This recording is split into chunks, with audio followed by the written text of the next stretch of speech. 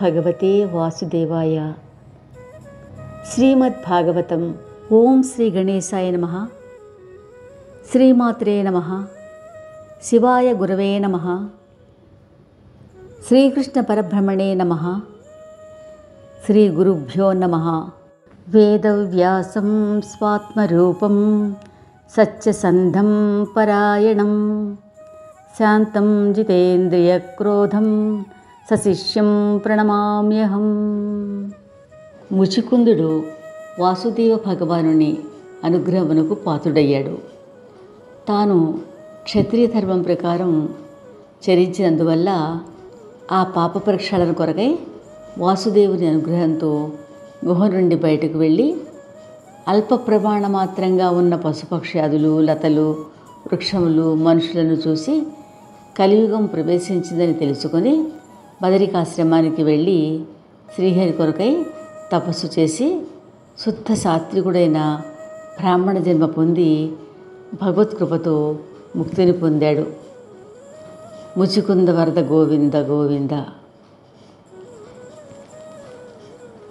మధురలోని సంపద తీసుకుని బలరామకృష్ణులు ద్వారకకు వెళ్తూ ఉంటారు. ఆ సమయంలో జరాసంధుడు సైన్యంతో వారి వెంట పడ్డాడు. బలరామకృష్ణులు భయపడినట్టు నటిస్తూ జరాసంధుని సైన్యాన్ని చాలా దూరం తీసుకుని వెళ్ళి వారు ప్రహర్షణ పర్వతంపైకి వెళ్తారు. ఆ పర్వతం పైన సైన్యం ఎంత గాలించినా కృష్ణ బలరాములు కనిపించలేదు. అప్పుడు జరాసంధుడు పర్వతాన్ని అగ్నిపాలు చేసి వారిద్దరూ అగ్నికి ఆహుతైపోయి ఉంటారని ఊహించి వెనక్కి వెళ్ళిపోతాడు. కానీ మన బలరామకృష్ణులు ఆ 11 యోజనాల ఎత్తైన పర్వతం నుండి దూకి ద్వారకకు వెళ్ళిపోతారు. కాలం మన దేహాలను దహించి వేసిన దేహమును తాగిన జీవుడు మృతి చెందరు కదా. ఇలా ముచుకుంద మహారాజు ముక్తిని పొందడం, మరలా కృష్ణ బలరాములని చంపివేయాలన్న ప్రయత్నం జరాసంధుడిది విఫలమవ్వడం మనం విన్నాం. ఇంకా విదర్భరాజు భీష్మకుడు, అతనికి 5 పుత్రులు, 1 కుమార్తె. పెద్ద కుమారుడు రుక్మి, చెల్లెలు రుక్మిణికి శిశుపాలుడే తగిన వరుడని తలుస్తాడు. కానీ రుక్మిణి అంతకుముందే తన బంధువుల ద్వారా శ్రీకృష్ణుని యొక్క సౌందర్యమునే కాకుండా అతని యొక్క అనంత కళ్యాణ గుణాలు, ఆయన ప్రదర్శించిన లీలలు విని ఆయన పట్లే తన మనసును నిలుపుకొని ఆయననే తన పతిగా ఎన్నుకొని మనసును నింపుకుంది. మిక్కిలి సౌందర్యవతి, సుగుణవతి అయిన రుక్మిణి కృష్ణద్వేషి అయిన తన అన్న రుక్మి తనను శిశుపాలునికే ఇచ్చి వివాహం చేసే సంకల్పంతో ఉన్నాడని గ్రహిస్తుంది. గుణత్రయము, అవస్థాత్రయము, కాలత్రయము అను త్రిపుటి యందు ఎవడు బందీ అయి ఉన్నాడో వాడే శిశుపాలుడు. అజ్ఞానానికి మరో పేరు. అన్న సంకల్పానికి వెదచెందిన రుక్మిణి రహస్యంగా ఒక లేఖ ద్వారకలో ఉన్నటువంటి కృష్ణునికి రాసి సుదేవుడనే బ్రాహ్మణునికి భక్తితో నమస్కరించి ఆ లేఖను శ్రీకృష్ణునకు స్వయంగా ఇచ్చి ద్వారక నుంచి శ్రీకృష్ణుని స్వయంగా తీసుకురమ్మని పంపుతుంది. శ్రీకృష్ణుడు సుదేవునికి ఉచిత మర్యాద చేసి ఆ లేఖను ఆయన ద్వారానే చదివించి వింటాడు. అంతకుముందే శ్రీకృష్ణ భగవానుడు కూడా రుక్మిణీదేవి యొక్క సుందర రూపము, ఉదారత, సుగుణములు మొదలైన సులక్షణములన్నీ వింటాడు. అందువల్ల ఆయన కూడా రుక్మిణీదేవియే తనకు తగిన సతి అనుకుంటాడు. తనను రుక్మిణి పతిగా ఎన్నుకున్నదని, తన అన్న బలవంతంగా శిశుపాలనకు ఇచ్చి వివాహం చేయబోతున్నాడని, ఎలాగ సింహ శరీర భాగాన్ని నక్క గ్రహించలేదో అలా నన్ను శిశుపాలుడు స్పర్శించకుండా మీరు సైన్యంతో వచ్చి అంబికా దర్శనం చేసుకుని వస్తున్న నన్ను గ్రహించమని ఆ లేఖ సారాంశం. ఈ కథ కూడా సుఖమహర్షి పరీక్షణ్ మహారాజుకు చెప్పినట్లుగా నిన్నటి రోజున మనం విన్నాం. ఇక ఈరోజు శ్రీ సుస్మితాలోల శుభ్రూ విభ్రమచక్షుషే చక్షుషే సర్వవిద్యానాం విష్ణవే జయమంగళం. లక్ష్మీదేవి యొక్క సంపత్కరమై చిరునవ్వుతో కూడిన చక్కని కనుబొమ్మల విలాసములు కలవానికి, సర్వ విద్యలకు నేత్రుడైన వానికి విష్ణువుకు జయకరమైన మంగళము. శ్రీమద్ భాగవతం 10వ స్కంధం 53వ అధ్యాయం. రుక్మిణిని శ్రీకృష్ణుడు అపహరించుట. శ్రీ సుఖదేవుడు తరువాత భాగవత కథని పరీక్షిత్తుకి వినిపిస్తున్నాడు.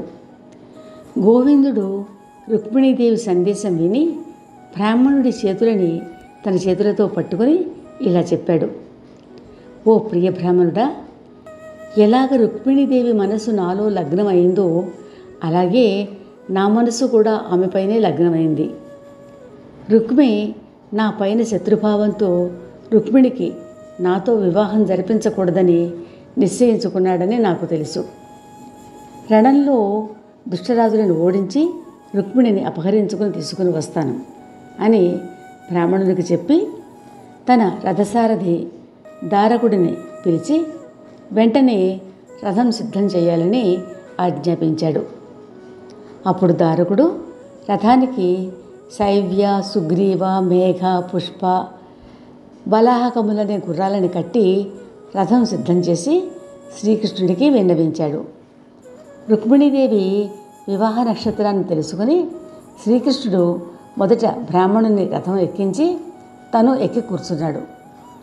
తర్వాత చాలా వేగంతో వెళ్ళే ఆ గుర్రాలు ఒక రాత్రిలోనే ఆనర్త దేశం నుంచి విదర్భ దేశానికి చేరింది. అక్కడ కుండెలపురంలో భీష్మకరాజు పుత్రుడు రుక్మి స్నేహవసుడైన చందేలి దేశరాజు అయిన శిశుపాలుడికి రుక్మిణిని ఇచ్చి వివాహం జరిపించడానికి నగరాన్ని బాగా అలంకరించి దైవ పూజలు మొదలైన కర్మలను నిర్వహిస్తున్నాడు. నగరంలోని సందులలో, వీధులలో, రాజమార్గాలలో మంచిగా తుడిచి కళ్ళాపి జల్లి రంగవల్లులతో అలంకరించారు. ధ్వజాలు, పతాకాలు, తోరణాలు కట్టారు. అప్పుడు ఆ నగరం ఎంతో శోభను సంతరించుకుంది. ఓ రాజా, పితరుల మరియు దేవతల పూజలు చేసి యథావిధిగా బ్రాహ్మణులకు భోజనం పెట్టారు. భీష్మక మహారాజు బ్రాహ్మణుల ద్వారా పెళ్లి కూతురు కోసం మంగళాశీర్వచనాలు చెప్పించాడు. అనంతరం కన్యకు మంగళ స్నానాలు చేయించారు. విధి విధానంగా కన్య చేతికి కంకణధారణ చేయించారు. ఆమెకు చక్కటి కొత్త పట్టు వస్త్రాలు కట్టించారు. అనేక రకాల అలంకారాలు చేశారు. ఇదే విధంగా చందేల దేశపు రాజు దమఘోషుడు తన కొడుకు శిశుపాలుడిని మంగళ కార్యాల మంత్రాలు తెలిసిన బ్రాహ్మణుల చేత పెళ్లికి ముందు జరిగే అన్ని విధాల కర్మలు చేయించాడు. ఆ తరువాత మదించిన ఏనుగుల సమూహంలో స్వర్ణమాలలతో అలంకరించబడినటువంటి రథాలతో, పాదచారులు, అశ్వదళం లాంటి చతురంగ సేనతో, వివాహ ఊరేగింపుతో, మేళతాళాలతో కుండినపురం చేరాడు. వివాహం ఊరేగింపు వచ్చిందని తెలిసి విదర్భరాజు భీష్మకుడు వారికి ఆహ్వానం పలికాడు. వారిని ఎన్నో విధాలు సత్కరించి వారిని విడిది ఇంటికి చేర్చాడు. మగపెళ్లి వారితో సాల్వ, జరాసంధ, దంత, వక్ర, విధూరథ మరియు పౌండ్రకుడు మొదలైన వేల సంఖ్యలో వచ్చిన వారందరూ శిశుపాలుడికి సహాయంగా వచ్చారు. రాజులందరూ ముందరే ఇలా అనుకున్నారు, ఒకవేళ శ్రీకృష్ణుడు బలరాముడితో సహా యదువంశీయులను తీసుకుని వచ్చి రుక్మిణీదేవిని అపహరించే ప్రయత్నం చేస్తే అందరం కలిసి ప్రతిఘటించాలి. బలరాముడు శిశుపాలుడి పక్షపాతి రాజుల వ్యూహం గురించి విని తన మనసులో ఇలా ఆలోచించసాగాడు. రుక్మిణిని అపహరించడం కోసం శ్రీకృష్ణుడు అక్కడే వెళ్ళాడు. అక్కడ కలహం తప్పకుండా జరుగుతుంది అని తలచి శ్రీకృష్ణుడిపైన ప్రేమతో బలరాముడు చతురంగ బలాలను సమీకరించుకొని ఆ మహాసేనతో హడావుడిగా గుండినాపురానికి చేరుకున్నాడు. రుక్మిణీదేవి అక్కడ శ్రీకృష్ణుడు ఎప్పుడు వస్తాడా అని ఎదురు చూడసాగింది.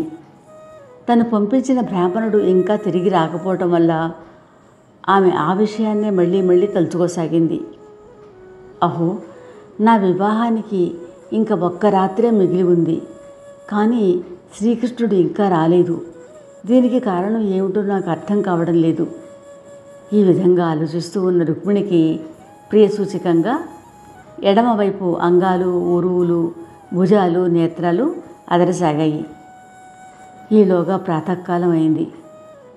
అక్కడ శ్రీకృష్ణుడు బ్రాహ్మణునితో, మీరు వెళ్ళి రుక్మిణీదేవికి నేను వచ్చిన సమాచారం చెప్పండి అన్నాడు. వెంటనే ఆయన రాణివాసం వెళ్ళి రుక్మిణీదేవి అడగగా, యదునందనుడు ఇక్కడికి వచ్చాడు, రాజులందరినీ జయించి మిమ్మల్ని తీసుకుని వెళ్తాడు అని రుక్మిణికి విన్నవించాడు. శ్రీకృష్ణచంద్రుడు వచ్చాడని తెలుసుకుని రుక్మిణీదేవి ఎంతో సంతోషించింది. భీష్మక మహారాజు కూడా బలరామకృష్ణులు వివాహం చూడడానికి వచ్చారని తెలుసుకుని కానుకలు తీసుకుని శ్రీకృష్ణుడి దగ్గరికి వెళ్ళారు. మధుపర్కాలు సమర్పించి అనేక రకాల కానుకలను బలరామకృష్ణులకు భీష్మకుడు ఇచ్చాడు. వారిని యథావిధిగా పూజించాడు. తరువాత ఆ రాజు అన్నదమ్ములిద్దరికీ, వారితో వచ్చిన సహచరులకి, సేవకులకి తగు విధంగా ఏర్పాట్లు చేసి అతిథి సత్కారాలు చేశాడు. విదర్భ దేశ ప్రజలు వచ్చి బలరామకృష్ణులను దర్శించి వారి ముగ్ధ మనోహర రూపాన్ని చూసి నేత్రానందాన్ని అనుభవించారు. ఆ ప్రజలు రుక్మిణీదేవికి యోగ్యమైన వరుడు శ్రీకృష్ణస్వామియే, అలాగే శ్రీకృష్ణుడికి కూడా రుక్మిణే తగిన వధువు అని అనుకోసాగారు. ఓ పరీక్షన్ మహారాజా, తదనంతరం యోధులతో రక్షించబడుతున్నటువంటి రుక్మిణీదేవి ఆచారం ప్రకారం అంతఃపురం నుంచి బయలుదేరి అంబికాదేవిని పూజించడానికి దేవి ఆలయానికి బయలుదేరింది. ఆమెతో గాత్ర విద్యలో అత్యంత నిపుణులైన 1000 మంది నర్తకీమణులు, ఇంకా వివిధ రకాలైన ఉపహారాలు, బలిదానాలు తీసుకుని బ్రాహ్మణ వనితలు వెళ్తున్నారు. ఆ ఆలయానికి వెళ్ళి చేతులు కాళ్ళు కడుక్కుని ఆచమనం చేసి పవిత్రురాలై అంబికాదేవి ఆలయంలోకి ప్రవేశించి రుక్మిణీదేవి అంబికాదేవి ముందర నిల్చుంది. అప్పుడు వృద్ధ బ్రాహ్మణ స్త్రీలు మహాదేవుడి సహితంగా అంబికాదేవి పూజ చేయించి ఆమె చేత ప్రణామం చేయించారు. రుక్మిణి తన మనసులో ఆ దేవిని ఈ విధంగా ప్రార్థించింది. ఓ అంబికాదేవి, మీ సంతానం సహితంగా మంగళరూపిణివైన మీకు నమస్కారం. నాకు శ్రీకృష్ణుడు పతిగా అయ్యేటట్లు నన్ను ఆశీర్వదించి సంతోషపెట్టు తల్లి, నా మీద దయ చూపించు. ఈ విధంగా ప్రార్థించి నీరు, చందనము, అక్షతలు, వస్త్రములు, పూలమాలలు, ఆభరణాలు, నానా ప్రకారాల ఉపహారాలు, అలాగే కానుకలు, దీపాల వరుసలతో రుక్మిణి అమ్మవారి పూజ చేసింది. ఆ తరువాత మిఠాయిలు, తమలపాకులు, వక్కలు, గంధము మొదలైనవి ఇచ్చి బ్రాహ్మణ వనితలను పూజించింది. వారి ఆశీర్వాదం పొందిన తర్వాత మౌనవ్రతాన్ని పూర్తి చేసి దాసీల చెయ్యి పట్టుకుని అమ్మవారి గుడి బయటకు వచ్చింది. 16 కళలతో ఉన్న రుక్మిణీదేవి లావణ్యమునకు ఆమె రక్షకభటులు కామదేవుడి చేత పీడింపబడి మోహావేశం చెందారు. మన్మోహని అయిన రుక్మిణీదేవి ఉదారత, చిరునవ్వుతో కూడిన సిగ్గును చూసి రాజులందరి మనసులు మోహంలో పడిపోయి వారి వద్ద ఉన్న ఖడ్గాది అస్త్రాలు చేతుల నుండి జారిపోయాయి. ఈ విధంగా పూర్తిగా విచ్చుకున్న పద్మంలాగా కోమలమైన చరణాలతో మెల్లమెల్లగా నడుస్తూ వెళ్తోంది రుక్మిణి. అప్పుడు ఆమె శ్రీకృష్ణుడి రాకకై ఎదురుచూస్తూ తన ఎడమ చేతి వ్రేళ్లతో ముసుగును తీసి అక్కడికి వచ్చి ఉన్నటువంటి రాజులందరికేసి చూడగా అక్కడే నిల్చుని ఉన్న శ్రీకృష్ణుడు కనిపించాడు. దర్శనం అయ్యాక ఆమె సఖులు రథం ఎక్కిస్తూ ఉండగా రుక్మిణి రథం ఎక్కుదామని అనుకుంటూ ఉండగానే శ్రీకృష్ణుడు సింహం వచ్చి నక్కల మధ్యలోంచి ఆహారం ఎగరవేసుకుని పోయినట్లు ఆ సఖుల మధ్యలోంచి రుక్మిణీదేవిని తదితర రాజులు చూస్తూ ఉండగానే ఆమెను అపహరించి గరుడ చిహ్నం గల తన రథం పైన కూర్చోబెట్టుకుని నిర్భయంగా బయలుదేరాడు. ఆ తర్వాత బలరాముడు మిగతా యాదవ వీరులు ఆయనతో వచ్చి చేరారు. వారిని తీసుకుని శ్రీకృష్ణుడు మెల్లమెల్లగా రథం పైన ముందుకు సాగాడు. జరాసంధుడి ఆశ్రయంలో ఉన్న మిగతా గర్విష్ఠులైన రాజులు ఈ అవమానాన్ని భరించలేక ఇలా అనుకోసాగారు. అహో, మమ్మల్ని ధిక్కరించి ఎలాగ సింహము మిగతా మృగాలు చూస్తూ ఉండగానే లేడిని అపహరించుకుని పోతుందో అలాగా ఈ మూర్ఖుడైన గోపాలుడు మనందరి గౌరవం మంట కలిపి రాజకుమారిని హరించుకుని పోయాడు కదా. ఇది శ్రీమద్భాగవతంలో 53వ అధ్యాయం. రేపు ఇదే సమయానికి శ్రీమద్భాగవతంలోని దశమస్కంధంలో 54వ అధ్యాయం రుక్మిణీదేవి వివాహం మన మోహనవాణి ద్వారా విందాం. శ్రోతలకు ధన్యవాదాలు. మోహనవాణి తెలుగు పోడ్కాస్ట్ ఛానల్ని లైక్, షేర్, సబ్స్క్రైబ్ చేయండి. ప్రక్కనున్న గంటను మ్రోగించండి. మోహన